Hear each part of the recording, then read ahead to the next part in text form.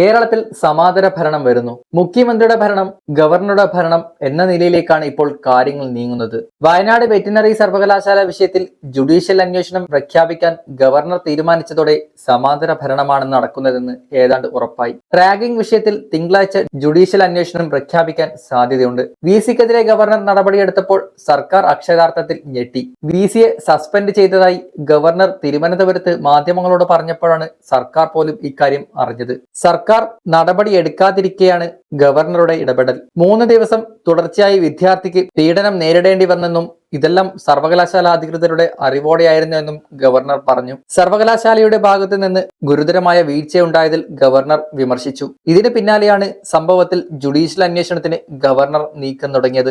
Judicial അന്വേഷണത്തിനായി ജഡ്ജിയുടെ സേവനം ആവശ്യപ്പെട്ട് ഹൈക്കോടതിയെ സമീപിച്ചിരിക്കുകയാണ് ഗവർണർ. കോളേജ് ഹോസ്റ്റലുകൾ SFI ഹെഡ്ക്വാർട്ടേഴ്സുകളാക്കി മാറ്റുകയാണ്. SFIയും പോപ്പുലർ ഫ്രണ്ടും ഒന്നിച്ചാണ് പ്രവർത്തിക്കുന്നത്. അത്തരത്തിലുള്ള റിപ്പോർട്ടുകൾ തനിക്ക് ലഭിച്ചിട്ടുണ്ട്. തന്റെ യാത്രകളിലെല്ലാം കരിങ്കൊടി കാണിക്കുന്നതിന്റെ അമർഷം SFIയോട് ഗവർണർക്കുണ്ട്. പകരം വീട്ടാൻ ഒരവസരം ഗവർണർ കാത്തിരിക്കുകയായിരുന്നു. അപ്പോഴാണ് സിദ്ധാർത്ഥിന്റെ പേര് ദൈവം നൽകിയതുപോലെ ഗവർണറുടെ മുന്നിലെത്തുന്നത്. ഹോസ്റ്റലിൽ അക്രമം നോക്കി നിന്ന മുഴുവൻ പേരെയും 7 ദിവസം കോളേജിൽ നിന്ന് സസ്പെൻഡ് ചെയ്തു. ഈ ദിവസങ്ങളിൽ ഹോസ്റ്റലിലും പ്രവേശിക്കാൻ കഴിയില്ല. ഫെബ്രുവരി 16, 17, 18 തീയതികളിൽ ഹോസ്റ്റലിൽ ഉണ്ടായിരുന്നവർക്കെതിരെയാണ് ശിക്ഷ. വിദ്യാർത്ഥികൾക്ക് വേണമെങ്കിൽ VCക്ക് അപ്പീൽ നൽകാം. സമാനതകളില്ലാത്ത ക്രൂരതയാണ് വിദ്യാർത്ഥിക്കെതിരെ നടന്നത്. ഹോസ്റ്റൽ നടുമുറ്റത്ത് ആൾക്കൂട്ട വിചാരണക്കെതിരെ ആരും ചോദ്യം ചെയ്യാൻ മുതിർന്നില്ല.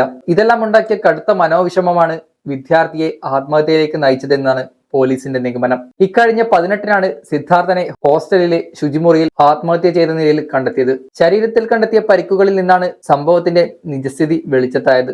ആത്മഹത്യാ പ്രേരണ, മർദ്ദനം, റാഗിംഗ് എന്നീ കുറ്റങ്ങളാണ് പ്രതികൾക്കെതിരെ ചുമത്തിയിരിക്കുന്നത്.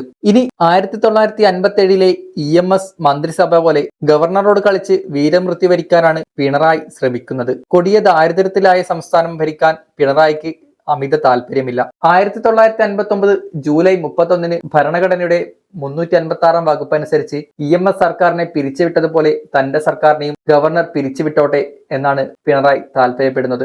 1956 നവംബർ 22-ന് അധികാരമേറ്റ ഗവർണർ B രാമകൃഷ്ണ റാവുവാണ് EMS സർക്കാരിനെ പിരിച്ചുവിട്ടത്. തന്നെ ആരിഫ് മുഹമ്മദ് ഖാൻ പിരിച്ചുവിട്ടോട്ടെ എന്ന നിലയിലാണ് പിണറായി വിജയൻ പ്രവർത്തിക്കുന്നത്.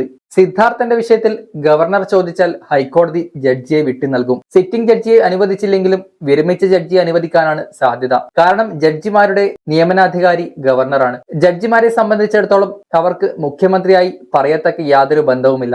എന്നാൽ രാജ്ഭവനുമായും ഗവർണറുമായും അവർ നിരന്തരം ബന്ധപ്പെടുന്നുണ്ട്. സിദ്ധാർത്ഥന്റെ വിഷയത്തിൽ അടിയന്തരമായി ഒരു അന്വേഷണം നടത്തണമെന്ന് ഹൈക്കോടതിയും കരുതുന്നു. ജുഡീഷ്യൽ അന്വേഷണം നടന്നാൽ അത് സത്യാവസ്ഥ പുറത്തു കൊണ്ടുവരുമെന്ന് കോടതി കരുതുന്നു. അതിനാൽ അടുത്തയാഴ്ച ആദ്യം ജഡ്ജിയെ വിട്ടു നൽകാനാണ് സാധ്യത. കോൺഗ്രസിനെ സംബന്ധിച്ചിടത്തോളം ഇക്കാര്യത്തിൽ ഒരു അന്വേഷണം അനിവാര്യമാണ്. ഇനി ഒരു ക്യാമ്പസിലും ഇത്തരം സംഭവങ്ങൾ ആവർത്തിക്കരുതെന്ന് ഹൈക്കോടതിയും കരുതുന്നു. അതിനാൽ SFIയെ പൂട്ടാൻ ഗവർണർക്കൊപ്പം ഹൈക്കോടതിയും ചേരും. കേരളത്തിൽ ഏറ്റവും കൂടുതൽ പേർ ചർച്ച ചെയ്യുന്ന വിഷയമാണ് റാഗിംഗ്. ക്യാമ്പസുകളിലെ റാഗിംഗ് കുട്ടിക്കളിയല്ലെന്ന് മനസ്സിലാക്കേണ്ട കാലം അതിക്രമിച്ചിരിക്കുന്നു. 2 വർഷം വരെ ശിക്ഷ കിട്ടാവുന്ന ക്രിമിനൽ കുറ്റമാണ് റാഗിംഗ്. രാജ്യത്ത് 5 വർഷത്തിനിടെ റാഗിങ്ങിനിരയായ 25 വിദ്യാർത്ഥികൾ ജീവനൊടുക്കിയെന്നാണ് UGCയുടെ കണക്ക്. ഇന്ത്യയിൽ റാഗിംഗ് നിരോധിച്ചിട്ടുണ്ടെങ്കിലും ഇന്നും ഇത് പലയിടത്തും നടക്കാറുണ്ട്. റാഗിംഗ് തടയാൻ ഭരണാധികാരികൾ നടപടിയെടുക്കുമെന്ന് പ്രഖ്യാപിച്ചെങ്കിലും പ്രത്യേകിച്ചൊന്നും സംഭവിച്ചിട്ടുമില്ല. കോളേജിലേക്ക് എത്തുന്ന വിദ്യാർത്ഥികളെ സീനിയർ വിദ്യാർത്ഥികൾ സ്വാഗതം ചെയ്യുന്നതിന് പല വഴികൾ തിരഞ്ഞെടുക്കുന്നു. ഇതാണ് പിന്നീട് റാഗിംഗ് എന്ന സമ്പ്രദായത്തിലേക്ക് നയിച്ചത്. വിദ്യാർത്ഥിക്ക് ശാരീരികമോ മാനസികമായി ദോഷം വരുത്തുന്ന ഏത് പ്രവൃത്തിയും റാഗിങ്ങിന്റെ പരിധിയിൽ വരും. ഭയം, ആശങ്ക, നാണക്കേട്, പരിഭ്രമം ഉണ്ടാക്കുന്നതും കളിയാക്കൽ, അധിക്ഷേപം, മുറിവേൽപ്പിക്കുക എന്നിങ്ങനെയുള്ള എന്തും റാഗിംഗ് ആണ്.